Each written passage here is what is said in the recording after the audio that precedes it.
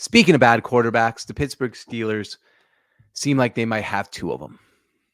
Maybe I'm wrong here, but how many years am I going to hear that Justin Fields is going to pop? Maybe I'm wrong here. How many years of seeing Russell Wilson washed before I have to say Russell Wilson is washed for sure? The preseason game, Mike Tomlin even called it JV.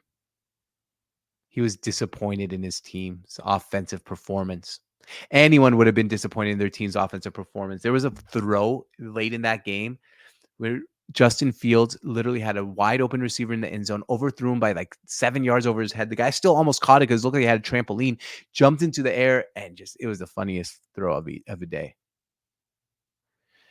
But is Mike Tomlin on the hot seat because of his quarterback fiasco? Look, I have three things to say here, but I love Mike Tomlin before I get into him. But sometimes, even good coaches, Andy Reid in Philadelphia, it just got stale at some point and he had to go somewhere else to win. Fresh blood, fresh regime. Same here with my Seahawks and Pete Carroll. It was just time. And I'm not saying it's time for Tomlin. He just got an extension. But maybe he should be on the hot seat a little bit. Maybe it's time for him to win. Reason one, the offense is still bad for the Steelers, it looks like. Year in, year out, year in, year out, year in, year out. The Steelers still don't seem like they've figured out their offense.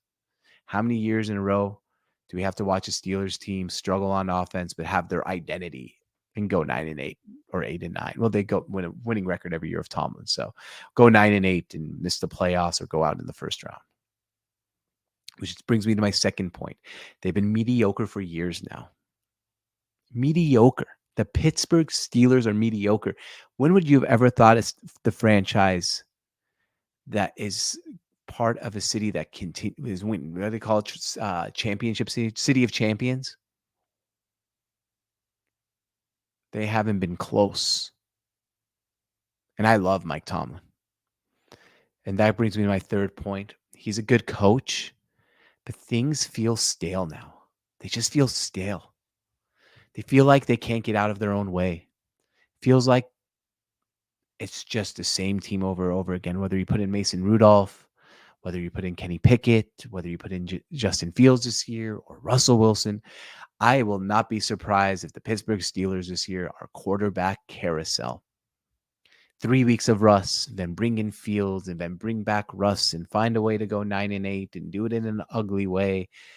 And then going into next season, the Steelers are talking about trying to find their quarterback, which is sad because I think they are a quarterback away from being really good. But we know that the best position and the most important position in all of professional sports here in the United States and maybe the world is the quarterback position. Mike Tomlin and the Steelers can't get it right despite getting everything else right. Things feel stale in Pittsburgh. I'm not sure if that's going to last. I think Mike Tomlin's a great coach. If he was the Seahawks coach, I'd love him. He's the best person on the podium. He's the best person in an interview. He's the best quote in the NFL at the coaching position. Maybe Harbaugh will take over that now. But he's just not the best at developing an offense or developing a young quarterback. And it's gotten stale in Pittsburgh.